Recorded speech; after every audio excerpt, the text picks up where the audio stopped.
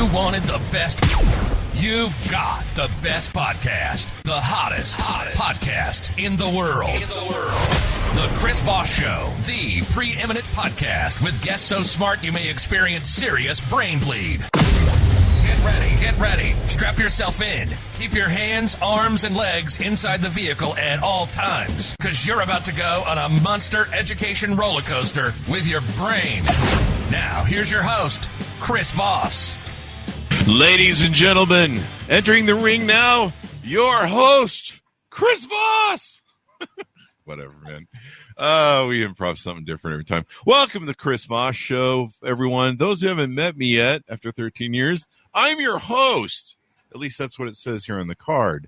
I'm your host, Chris Voss, and this is the Chris Voss Show podcast. So welcome. We certainly appreciate you guys coming by. Thanks to everyone who's helping the show just do awesome. We're on the cusp of hitting our 13th year at the end of this month. I believe it's either the end of September or the end of August or the beginning of September. And we're just killing it. Like it's up 30% just this month alone, let alone the doubling and tripling we seem to do every year. It's just amazing to me. Every day. So we certainly thank you guys for referring the show to your family and friends. Go to youtube.com/Chris Voss, goodreads.com/Chris Voss, all of our groups on Facebook, LinkedIn, Twitter, the big LinkedIn newsletter, and the big LinkedIn group over there as well. Today we have two amazing authors. It's a 2-for-1 special value that we're running today.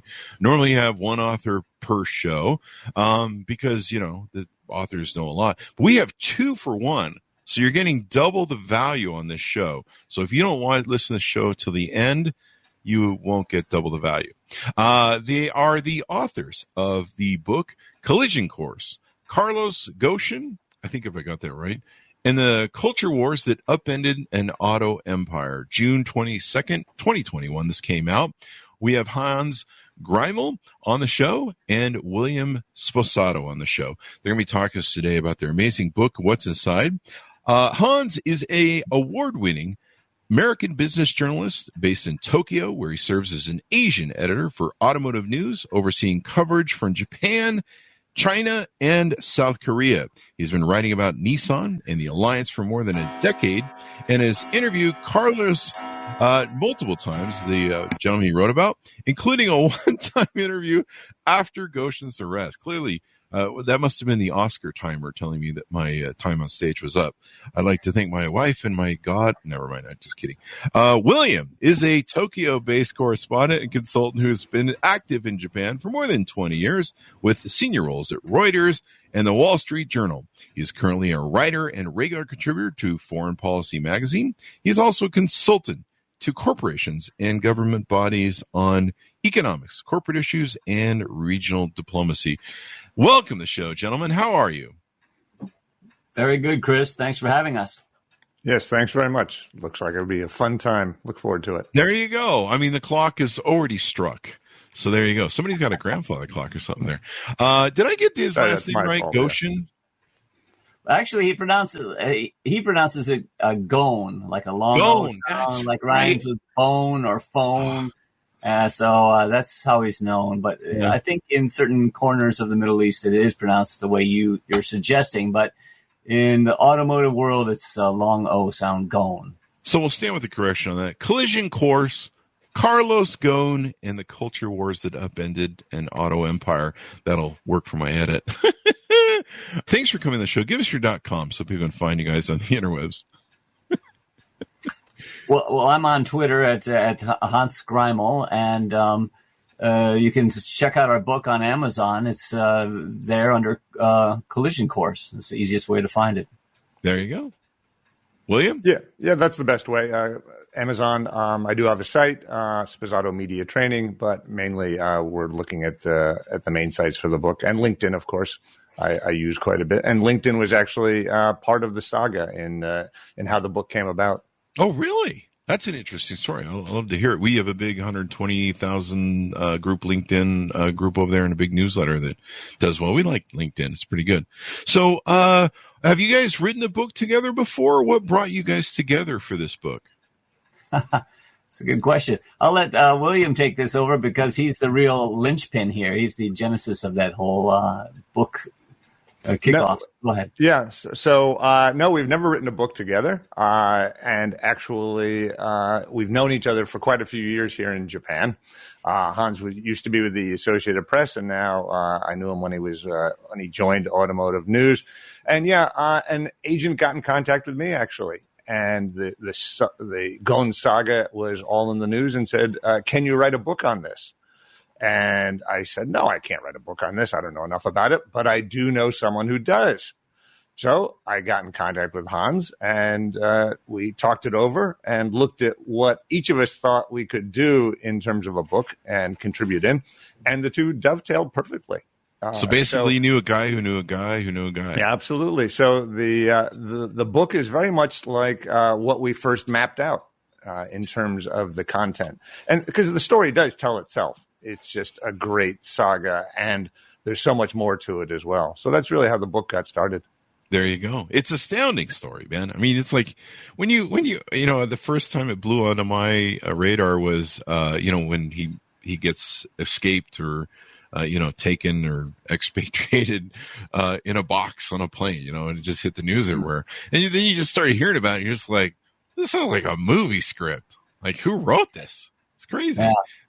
So I think that's what put him on the radar screen for a lot of people worldwide, was that daring escape that he had in a box from Japan. But even before that, the story itself was just wild. It was a classic rise and fall of a all-star international executive suddenly picked up at the airport one day out of the blue and accused of all kinds of financial misconduct going back for a decade. So even before the escape, the story was wild and unbelievable.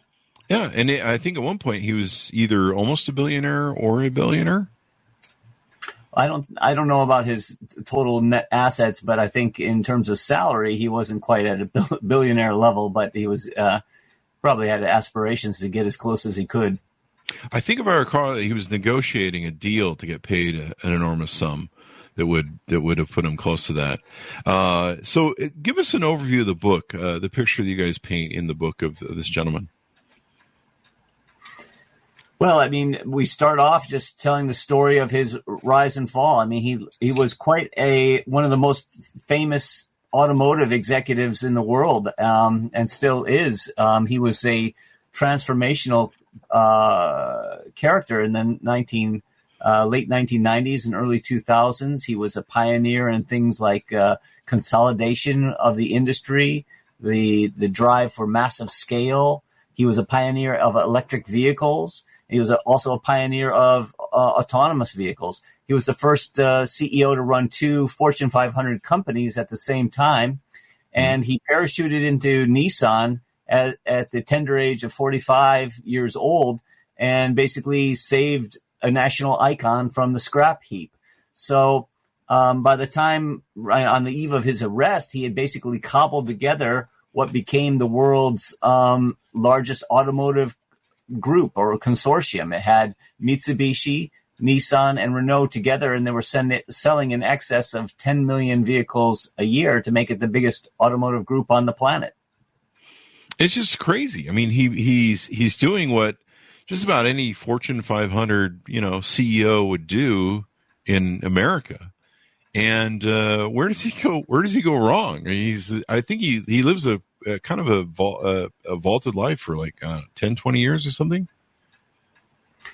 Yeah, you're right. I mean, the arrest came out of the blue, and at the time he was thinking about how to knit this alliance a little bit closer together, because it was a concern about legacy. What would happen after he leaves the scene? He was already 64 at the time of his arrest, and retirement was right around the corner. So even a workhorse like Carlos Ghosn can't stay working forever. And the concern was, how can they keep these companies together in what was then a loose alliance to keep working after he's gone? Because he had always positioned himself as the essential element, basically the one missing link that kind of held the whole company together. And without him, the concern was, well, maybe they'll go flying apart and this whole automotive empire will just crumble. So that was where we were at the time of his arrest. But now, you guys write in the book about how he was had a un-Japanese management style, and that it was tolerated. Why was that? I know that Japanese, I think, used to have a kind of real rigid, kind of a military sort of employment style, didn't they? Well, the word used to is probably not quite accurate. A lot of Japanese companies are still very hierarchical. Wow. The boss tells you what to do. No, Ghosn was amazing. When he came to Japan in 1999, anyone driving a Nissan today, you probably, it wouldn't be there if it weren't for Carlos Ghosn, because the company was probably going to go under. At that point, they were in serious financial trouble. And this was a huge shock to Japan, which had been used to in the 1980s to really rising up, right? And becoming, the world's provider of electronics goods, automobiles, etc. And here was their number 2 automaker, now in huge trouble. And Ghosn was actually quite smart. He had never worked in Asia before. And he came in, as you say, to this very hierarchical Japanese corporate structure. And he seemed to have an instinct on what rules he needed to keep to and which rules he could break. And so he brought his own style to this, and it obviously succeeded hugely. Yeah. So as Han said, it's a 19-year saga. For the first 17 and a half years, it was all going brilliantly. Wow.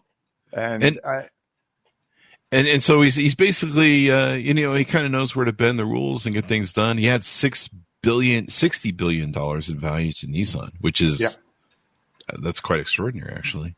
And there's some Japanese who say, well, no matter what he did, we have to remember that he had, created all of this wealth. So for any CEO to be able to turn around and say, look at the wealth I created. And that is one of the points that Ghosn makes in his defense.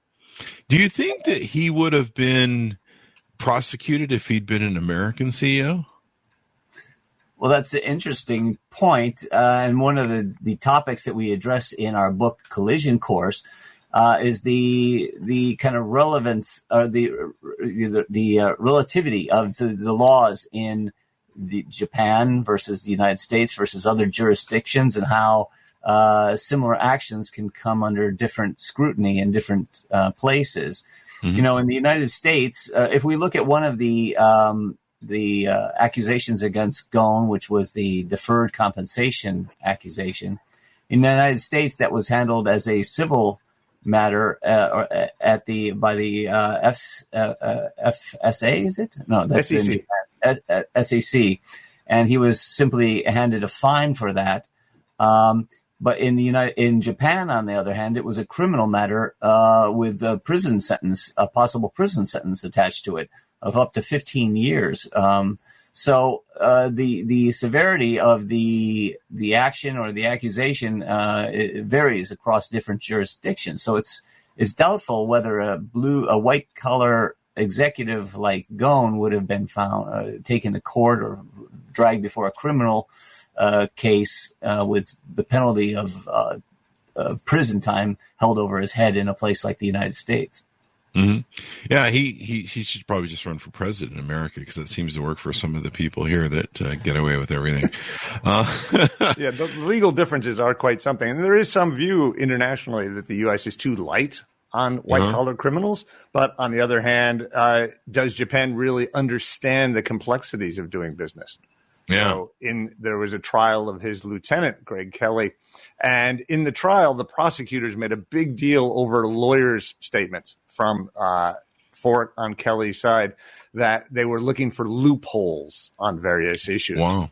And for the Japanese prosecutors, the word loophole was enough to suggest sort of nefarious doings.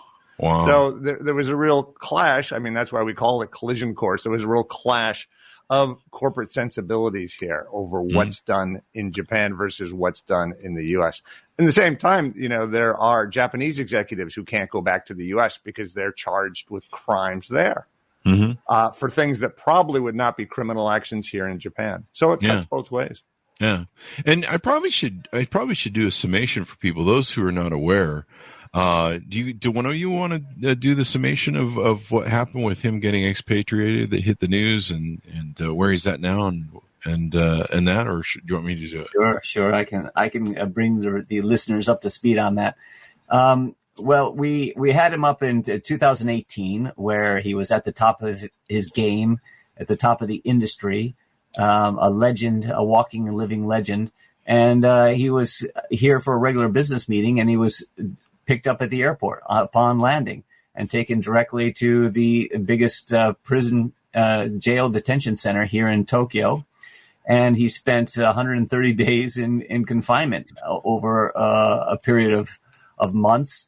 And eventually he was released on bail, and he was preparing to fight what was, by all accounts, would be like the biggest business trial in Japan's history, putting a foreign CEO of a Japanese iconic company on trial for criminal, possibly putting him in prison after having saved the company. And it looked like he was going to prepare to face trial and prove his innocence in court. And suddenly, over a New Year's weekend from 2019 to 2020, he announces that, by the way, I've slipped out of Japan and I'm now safe and sound in Lebanon. And because he has Lebanese citizenship, they won't extradite him back to Japan. So he slipped out of Japan in a daring escape in a late night. He went on with the help of literally a former U.S. Green Berets. He arranged an escape plan where he dashed halfway across the country on the bullet train and packed himself into a crate at a packing box for like audio equipment at a hotel. They wheeled him secretly onto a private jet that was at the Osaka airport, and they flew him to Turkey, where he changed planes and flew to Lebanon. And Japan will never forgive him for humiliating the justice system in that way. Oh, and then he thumbs his nose at them in Peru. Yeah. He's like, no.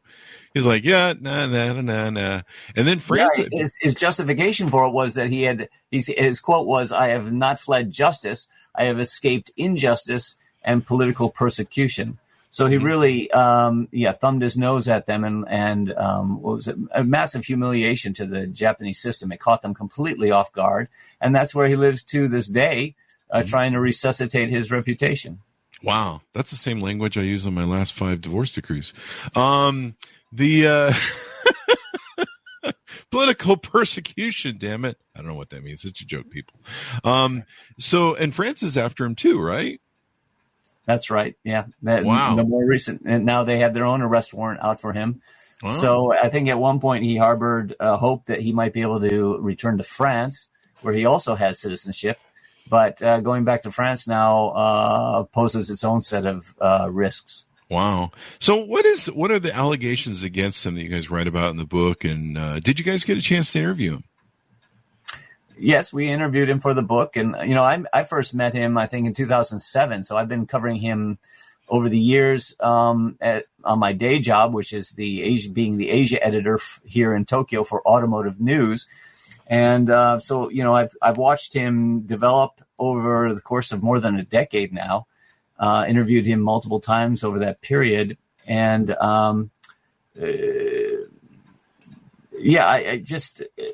it's an interesting development of the personality. You could say at the end of his career, or at the end of these years, he was kind of becoming more distracted. He wasn't as focused on the day-to-day operations of the companies as he used to be, or with the reputation of being a hands-on active manager. He was seen by some as a kind of the emperor with no clothes. And no one could tell him no. The oversight of him was lax. No one was brave enough to challenge him because he had been in position of power for so long that he was kind of the emperor, so to speak. Wow. And that's why you see a lot of the oversight or the corporate governance issues crop up around Nissan in particular, because he just didn't have the oversight that you would have at a lot of more international companies, especially those in the United States. Wow. So what did you guys find in your research on him? Was he a victim of power, or was he, trying to cash in a little too much, or where was it? Probably both. I mean, we do know that there was a conspiracy, if you want to call it that, to get rid of him. Oh, Push really? him out.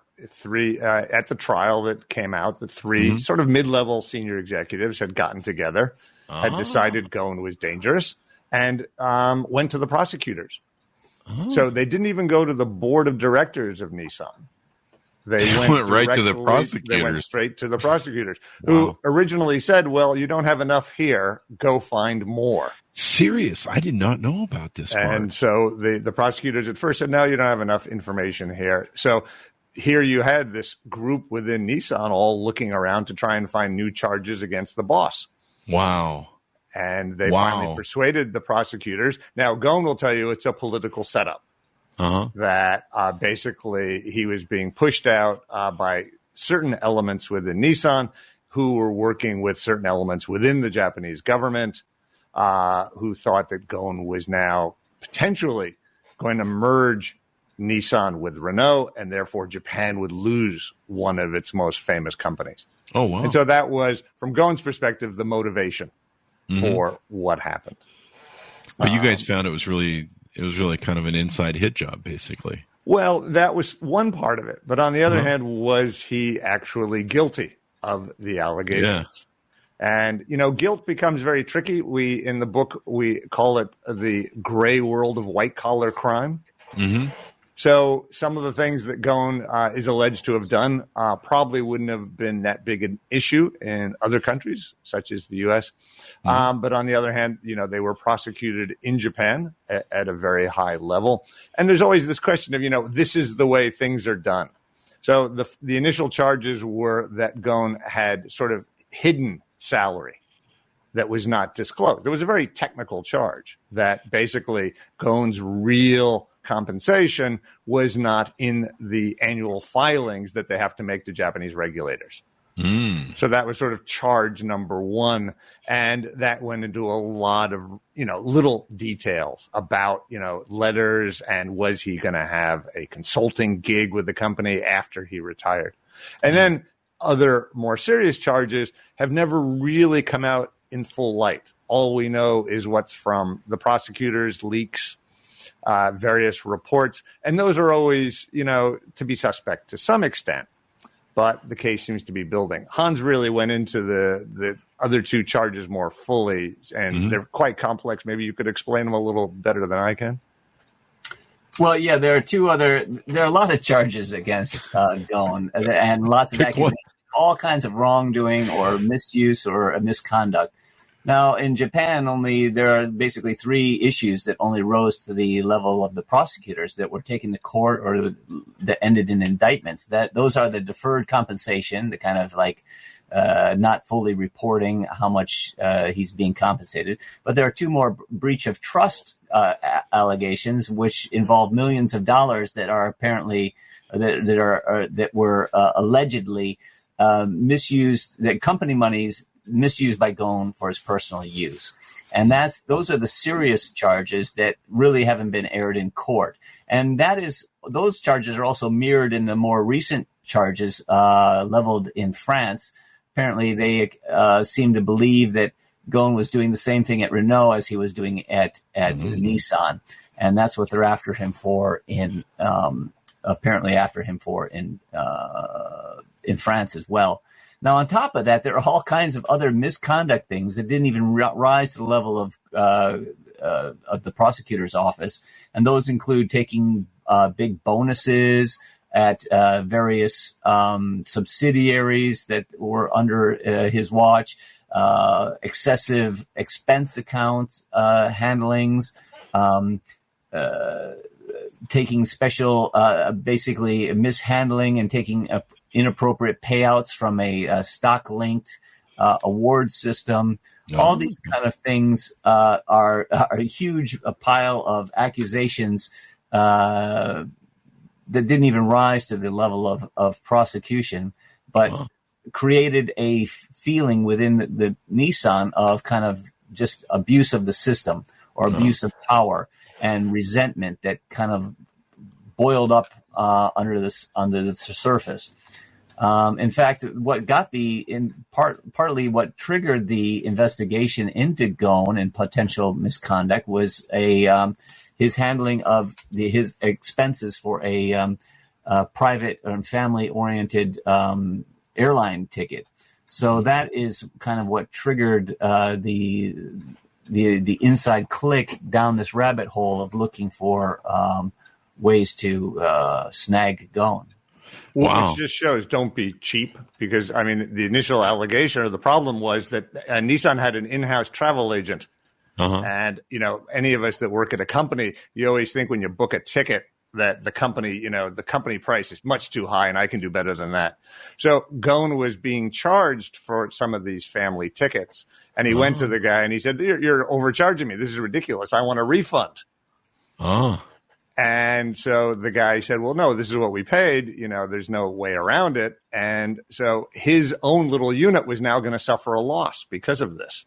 Wow. And so he was all upset. So he went to one of the guys who later became one of the sort of co-conspirators and said, look, I've got this problem, and he was very upset, as you would be, and Japanese take these things very, very seriously. Uh-huh. And so that's sort of what started the ball rolling. Wow. It's always, you just push it a little too far. You guys write that he was ultimately accused of secretly setting aside $80 million for himself in deferred compensation to be paid out after he retired. I think that was also in the wording of my last 9 divorces. So was that illegal, or was that, it seems like in America that would be fine, but I don't know, everything's illegal here, but it shouldn't be, or should be. I don't know, one of those two. Well, it's illegal if you don't report it. And so the question was very technical. The question was this money that was promised to him? Or, as he claims, was it just, no, I was going to get, potentially an $80 million consulting gig with the company because I'm so valuable. And indeed, he was valuable to Nissan. And so there was a trial of more than 3 months of one of his lieutenants that dragged on and on this very question. Yeah. Whether the letters that were written and the contracts that were drawn up represented that true compensation. Wow. Yeah, there was an American executive, a board member actually, who was arrested on the same night with Ghosn. They were both lured to Japan together, arrested at separate airports in Tokyo. The American was stuck in Japan after Ghosn left. His name is Greg Kelly, and he had to face trial all alone. So the prosecutors had expected to make Ghosn the main focus of the trial, but instead they were left with this consolation prize of just having put on his American lieutenant, who in the end, I might say, was found guilty on only, and given a suspended sentence on only 1 of the 8 years that he was charged with misconduct for. So the judge seemed to buy into Kelly's defense quite readily, but at the same time, in announcing the verdict, the judge was very clear that if Ghosn had been there himself, he would definitely have been found guilty. His verdict was focused as much on Ghosn, or even more so on Ghosn, than it was on Kelly, the actual defendant in the courtroom. That is some wild stuff. This has got to be a movie. I would watch it. The whole thing is just everything I ever learn about it. And the more I hear about it, the more it's just like you just what's that old thing about Hollywood? Truth is stranger than fiction. Like there's some things you just can't write because life writes it itself. So you guys talk about how more than 97% of the cases that go to trial, prosecutors win. I wish we had that here. But actually, the U.S. numbers are not that far off. It's really? A misconception. Yeah. At the federal level in the U.S., it's around 95%. Really? Most people cop a plea. That's true. What you see on TV is not at all realistic of any judicial system. Most of it is done by plea bargain deals, which don't actually exist in Japan, which is part of the reason for the difference and why there's so much pressure for people to confess. And that was one of the things about pretrial detention, that people are locked up until they basically confess to the crime. And that's what gets the conviction rate so high. Do you feel like the Japanese court system would have definitely thrown the book at him then, based on what that judge was going on about? Yeah, I mean, I think the court system here is a lot different from the United States. For example, if you're in prison or in detention, pretrial detention, the prosecutors can come in as often as they want and interview you and interrogate you without your lawyer present. Really? Wow. Yeah. So there's these very fundamental liberties and rights that we have in the United States aren't taken for granted, aren't even thought of here in Japan. The rules for sharing evidence are, very different as well. Greg Kelly, the American who stood trial after Ghosn left, was given boxes and boxes of documents as evidence, literally just days before the trial. And even now, he's still receiving boxes of evidence from the prosecutors after the trial is over. So these are, he is basically fighting the case with one hand behind his back because he didn't have the full set of evidence. Holy crap. So you can imagine, and that was kind of the small fish that the prosecutors were after. So you can imagine the kind of hardball they would play with the real target, someone like Ghosn. This sounds almost like New York police precincts when they used to interview suspects with a phone book. Big old yellow pages. If you don't know that joke, you can go see. What's the movie with Al Pacino? Anyway. No, but there is in New York, the perp walk is very similar. So, is it? Prosecutors will selectively leak things in New York. When I was reporting there, they would do what's called the perp walk, where they arrest someone in a high-profile case, and they want a picture of that suspect in handcuffs being brought out of the precinct to go to jail. Yeah. And so they can't expect the media to wait around all day. So you can call up the PR office in the New York City police and ask them, when's the guy going to get walked? And they'll tell you what the time, and therefore all the cameras are ready. And the implication is clear. This person must be guilty. Look, he's being carried out in handcuffs. So prosecutors are not always the most reliable people. And there were actually some big cases of fraud here in Japan that really shocked the nation about prosecutorial misconduct. Yeah. Serpico was the movie Al Pacino reference I was looking for there. So there's that. No one knows what I'm talking about because clearly it's an old movie. But yeah, I mean, they used to. There was an old thing, I guess, in the 70s where in New York they would use the phone book to get your confession out of you. So that's what that joke's about. So what do you guys think? Do you guys think he did it or he didn't do it? Do you think he should have went to jail, or do you want to comment on that? I don't know. I figured I'd put you on the spot. Hans can go first. And we're just doing this for fun, boys, so you don't have to throw down if you don't want. Well, the first thing I'll have to say is that I'm not a judge. I'm not privy to the full raft of evidence that's out there. I don't know the full legal implications and ins and outs of all the laws that he is accused of breaking. So I can't come up with a conclusion here on his guilt factor. On one sense, where there's smoke, there's fire. He fled and decided not to stand trial after saying that he would prove himself innocent. But there's mates in the eyes of Japan that just proves his guilt. On the flip side, he says he fled a system of injustice because he can't get a fair trial in Japan. And from an American point of view, it's hard to argue with that because the system here is very different. Now, Greg Kelly skated by. He stayed and he stood his ground and he defended himself as best he could. And he got a 6-month suspended sentence and then was allowed to go back to the United States. So he's back home right now. But he lost 3 years of his life basically trying to fight the allegations here in Japan. And is basically financially strapped because of all the legal rules. He's appealing the case. He's appealing the one guilty verdict that he had. And the prosecutors here, that's another difference, are also appealing the non-guilty verdicts because prosecutors here can keep you basically strapped to the legal system by even appealing non-guilty verdicts over and over again and bleeding you dry. So his life is hardly very fun now. And you can imagine that would be what would be awaiting Ghosn. Ghosn said that he would basically because of the legal system here, he would spend the rest of his life in Japan and might even die here because he didn't expect to be found innocent. So I'll put you down for plausible deniability defense and possible non-denial.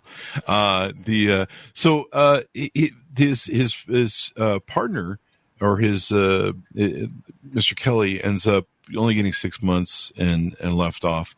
Do you think they're ever going to get? Oh, is France after him? That was the question I had for you. Is France after him as well?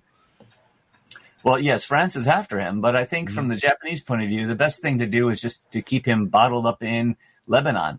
I'm sorry. I should have clarified. Greg Kelly, is France after him too as well? No. Where does Greg Kelly reside? He's American, right? Yeah, he's American. He's back in Tennessee at his home outside Nashville. There you go. And Nashville is where Nissan has its North American headquarters. Do you guys get into the story of the guy who expatriated him, the craziness of that whole thing? Yeah. I mean, we covered the trial.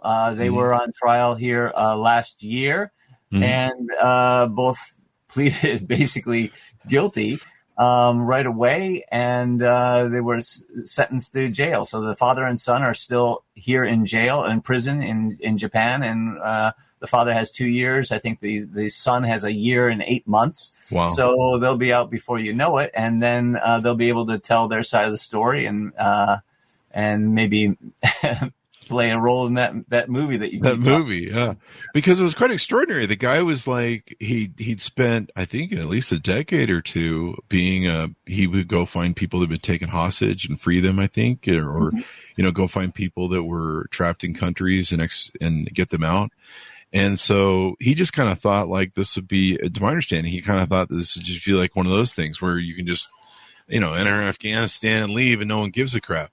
And I think he got bad legal advice of his own because after he did all this, number one, they sort of leaked their involvement, right, for publicity purposes. They're really proud of pictures, it. Yeah, and then he goes back and he lives in Massachusetts where he's obviously findable, and apparently he had been told that this wasn't actually a crime in Japan. Wow. And as I say, that turned out not to be quite correct. Yeah. So they were very smart at trial. They copped a plea very quickly. They expressed remorse in the Japanese fashion endlessly. The older one cried during the trial about how guilty he felt about all this. And that was, the right thing to do from their point of view. They were never going to be found innocent, right? There was the videos, et cetera. And so, get the sentence down to as much as possible. Japanese prisons are tough, but at the same time, they're not Rikers Island. They're safe. There's no inmate-to-inmate violence. There's no drugs. As long as, you're subservient to the guards and do what they want, it's not that bad in existence. So I think they figured they'll just sort of ride it out. That sounds boring. When I want fun, I go to Rikers. But, in the classic episode from the trial, Ghosn had led them to believe that, Ghosn was being tortured in Japan and that torture was the normal thing in a Japanese jail, and that the commando, the former Green Beret, was all up in arms about this and thought he was really doing a service against injustice to save Ghosn from this torture. And then after spending time in jail himself, he was asked in trial, well, what do you think of jails now? Oh, it's not at all like I saw it. It's not, no torture going on at all. This is much better than I expected. I realized I was wrong. Yeah. I was misled. Well, you can figure Carlos Ghosn has a different view of what represents torture. It's a small room. You have to sit on the floor. Oh, really? Yeah. And when you have to sit, you have to sit. You can't lie down. Oh, you can't do exercises in your cell. Wow. It's all very, very regimented. So I can imagine for Ghosn, used to having his own jet flying around, this was torture in some respects. Yeah. This sounds like my first 7 divorces, actually. Just kidding. Sometimes we come up with a good callback joke and we just keep using it. So I've actually had people write me and they go, how many divorces you've been through? Because the number always changes. And it's like, that's why it's a joke. I've never been married. So there you go. But no, I think it would be really interesting just to interview those guys when they come out. I mean, the whole way that everybody thumbed a nose at the Japanese, like, no, we got away. You're just like, holy crap. And I think he has to walk around with a security deal, right? Do you think Japan would ever go in and snatch him? That would be wild. That would be the perfect capper. That would be the great ending. Because the story is still open ended. We don't really have a conclusion to how this story will end, which is somewhat dissatisfying. But you can't imagine. I wouldn't put anything past it. There is past this story, because every time we get further into it, something unexpected happens. So it could happen. He could end up back in France or Japan to face justice. But I can't imagine like a team of Japanese commandos storming through with like a black helicopter and like hauling him off in a straitjacket or something. That's not the Japanese style. That I think they're happy just to keep him bottled up in Lebanon and try to forget that this ever happened. There you go. I mean, that happened to my first 6 marriages, the black helicopter stuff. If we can get a whole Bruce Willis ending there, where I don't know how that works out, but yippee-ki-yay, motherfucker, and the end comes up, that sort of thing. Might be, I can see that being a great movie. Blow some shit up. You get, who's that director? Bring him in. Stuff blows up a few times. You got yourself that's at least $1 billion movie right there. Maybe, I don't know, put Yoda in. You got some Star Wars spin on it. Yeah. Put Disney on the front of it. You're gonna make gulags of bucks there. Well, Lebanon is not the world's nicest place to be at the moment. That's true. That's true. I wasn't gonna shame Lebanon, but now that you've done it, it is kind of a prison unto itself. So, well, he does have a nice house there, and there was an explosion. There was that huge explosion, I believe, last summer with the fertilizer ship, and his house was damaged in that explosion. Oh, was it? Yeah. They're like, holy crap, they found me. They're coming. Yeah, maybe. But he's 68 years old now. He was 64 at the time of his arrest. He's 68 this year. And, he's no spring chicken anymore. So I think, he may just be,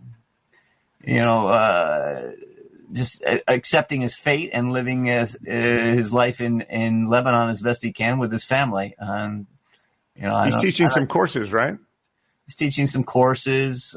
He's doing some advisory and consultancy work, he says, for other startups and things in the auto industry, and trying to mentor Middle Eastern up-and-coming business people. So he's trying to rehabilitate his reputation and stay with one foot in the business world. There you go. You know who he reminded me of? He reminded me of Mark Rich. Remember how Mark Rich in the 80s escaped?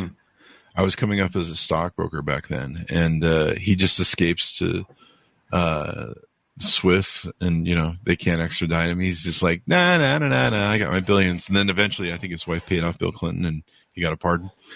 But he escaped them for I think 2 decades or something. U.S. punishment. Crazy stuff. Well, this is a wild ride, man, and a wild read, guys. People are going to love this. Anything we want to tease out more on the book before we go?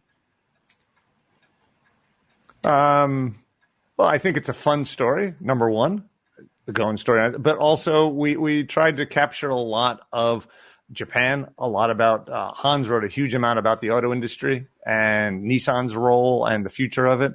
So it sort of goes beyond just the Ghosn saga. Mm-hmm. And we hope it's a good book for anyone involved in international business, anyone who's obviously thinking of coming to Japan. There's some good elements in there for you. So that would be sort of my plug for it. There you go. Anything, Hans? Well, we tell the Ghosn story, which has plenty of drama in its own right, but we tell it through the lens of different angles. We tell it through the various collisions between the countries of Japan and France. We tell it the collision of the companies involved too. We talk about the collision of the different legal systems, the Western system versus the Japan system. And we also talk about the collision going on throughout the automotive industry with all these new technologies, electrification, autonomous driving, and the pressures that it's putting on the players and especially the CEOs who are running these companies to stay ahead of the new entrants like Tesla and startups from China. So to us, the story is Ghosn because that's where the drama comes through. But there's a lot more drama and tension that's coming through these other collisions that play a big role in the whole story. Yeah. It's just really interesting, and it sounds like you guys cover a lot of Japanese culture in there, and why that was a collision. Yes, absolutely. We talk about Japanese culture, French culture, and how the two played together in terms of how they view corporations. Mm-hmm. Japan, France, was nationalizing companies not too long ago. So there's a different view there, but also some similarities. It's different than the American system by no doubt. It's so funny when you look at Ghosn's behavior compared to U.S. CEOs' payouts and, the extraordinary payouts, oh, you laid off 40,000 people. Here's $10 billion this quarter for you, or what year. I'm being a little bit over the top, but you know what I mean? And different payouts, like somebody does a horrible job. The companies, you look at for example, look at the WeWork ex-CEO. You just got was it $350 million or $330 million from Anderson Horowitz. And, and I think, SoftBank is still losing billions over that whole deal in their reporting. And you're just like, what the hell's going on? Who gives this guy money and who keeps giving him money? But, welcome to America. This is what we do. That was part of Ghosn's resentment. He saw those numbers around and he saw what he was making and he saw, okay, I added $60 billion and what's my salary? Yeah. In some ways, he was in the wrong business. He should have gone into private equity. Or politics. Yeah, there you go. So it's been wonderful to have you guys on the show, guys. Thanks for coming on. We really appreciate it. Thank you, Chris. Yeah, really insightful. People need to read your book, man. It's a hell of a ride, man. And it's just you couldn't write a Hollywood script this good. Give me your guys' .coms, your plugs, so people can find you on the interwebs, please. Well, I'm on LinkedIn, and you can find my writing on a daily basis at automotivenews.com. Autonews.com, that is. There you go. And I'm mainly on LinkedIn. I do some work for foreign policy as well, writing about some of the political actions going on here. So you can find my material there as well. So those are the best two places. But there you go. And make a note, if I ever want to just make lots of money, I'm going into politics. Anyways, thanks for being on the show. We really appreciate it. Thanks to my audience for tuning in. Remember, go to wherever fine bookstores are sold, but stay at those alleyway bookstores. I got tetanus. I did a tetanus shot the other day when I got one. Order it up today. Collision Course, Carlos Ghosn and the Culture Wars that upended an auto empire. You want to check it out. And like I say, few stories are as crazy as what this guy goes through. And who knows, you may have a second book. There may be that whole Bruce Willis thing that comes into play with black helicopters and all that sort of good stuff. What was the old thing we used to do? And we used to take people to Poland in black helicopters with secret prisons that we used to run. I think that was under the Cheney presidency. Anyways, thanks for tuning in. Be sure for the show your family, friends, and relatives. Remember, the Chris Voss Show is the family that loves you but doesn't judge you. Be good to each other. Stay safe, and we'll see you guys next time.